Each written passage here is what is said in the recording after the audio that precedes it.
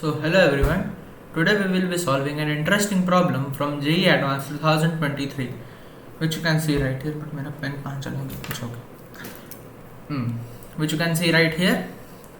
So the problem says let n greater than equal to 2 be a natural number and r be the function defined by this thing right here. This is the function which is given, and n is such that the area bounded by the curve x is equal to 0, x is equal to 1, y is equal to 0 and y is equal to f of x is 4, then maximum value of the function f is. So of course try it out first, and then when you are ready keep watching the video.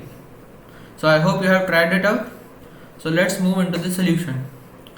So what many people might do here or may have did here is solving this question using integration, the area bounded under curve and all that. But the trick here is much more beautiful. So of course let me show you that. So as you can see, all these functions are just linear functions because there is no x square term right here, and there is the maximum power of x in all of these is just 1 and only 1. So all these are linear. So if we draw the curve, so we just have to evaluate x at f of x at two values. So we will evaluate just here at the limits and we'll just join the straight line and we'll get it. So let's quickly draw a graph.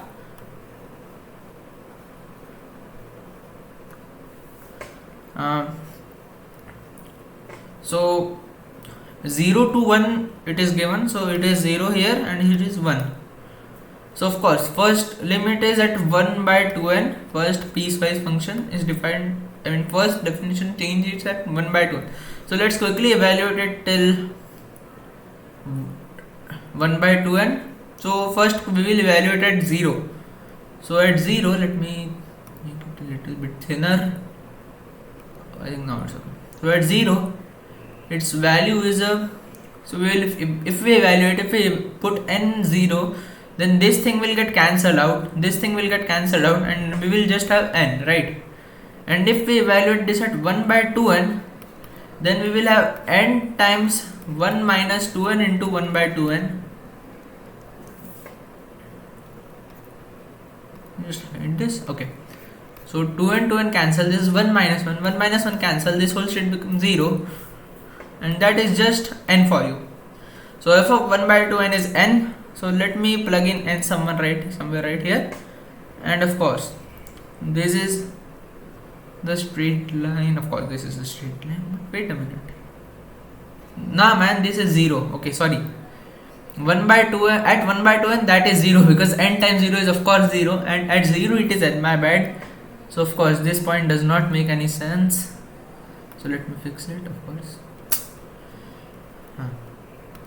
Okay, so that's something like this line. Of course, I don't know how to draw goodly because nicely, that's why this is not feeling like a straight line, but it is a straight line actually. So let's quickly do the same here as well. So 2n times 2nx minus 1.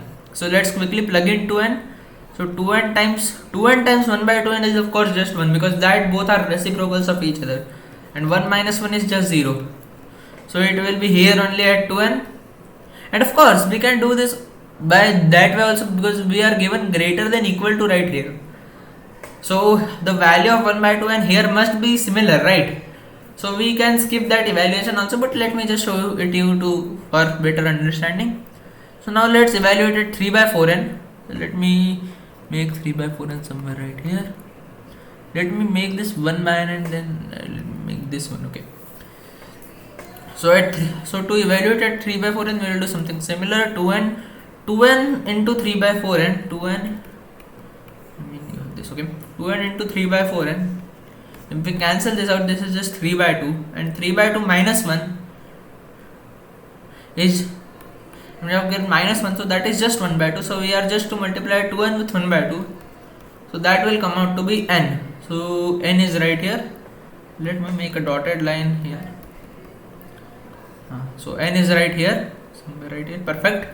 Then now of course we don't need to evaluate it here as well, but and of course you can evaluate yourself also, and we don't need to, because it is given greater than equal to, so both this point the value of the function must be same, so we don't need to evaluate that. So let's just quickly evaluate it at 1 by n to save our time. 4n times 1 minus n into 1 by n, of course n into 1 by n is just 1, 1 minus 1 is just 0, so 4n into 0 is of course just 0, so that's fallen down like this. Now quickly let's evaluate at 1, so n by n minus 1 into n times 1 is just n, this thing will cancel out, because now here comes the importance of this condition, because if n was equal to 1 then we wouldn't have been able to cancel it out, right?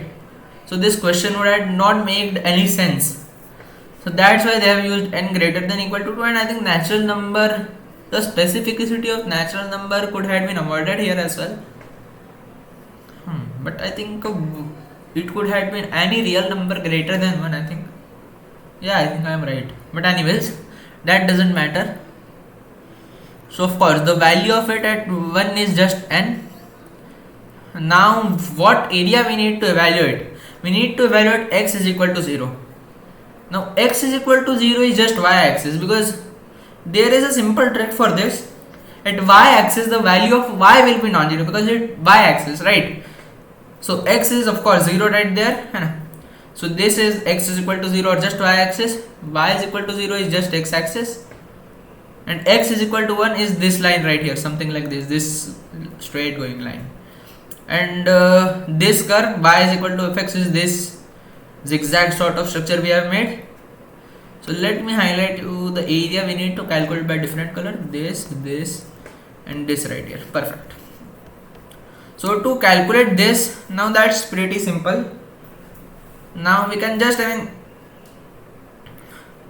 how can we do that? Okay, so that's pretty easy. What is it? Yeah, of course. Is that easy? I think that is easy. Anyways, so firstly let's evaluate 1, 2 and 3. I have marked 3 different triangles for you all.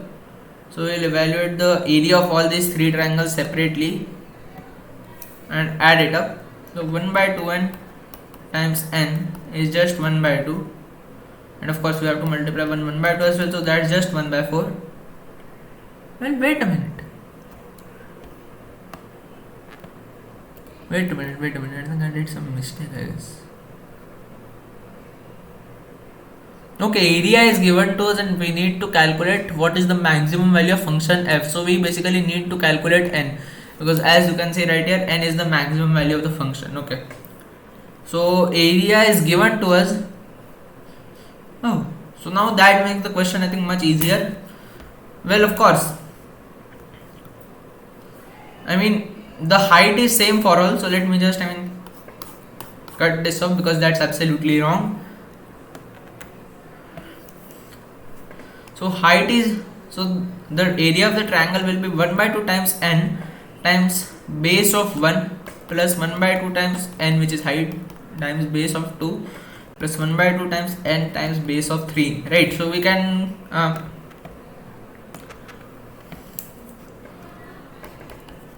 take 1 by 2 and common using distributive property, then it will be base 1 plus base of 2 plus base of 3.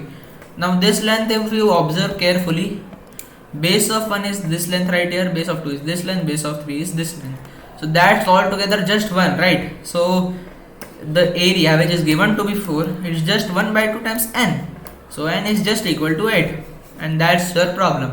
Thank you very much for watching the video. I hope you liked it. If you liked it, make sure to like the video and subscribe to the channel. Goodbye, see you with another great problem.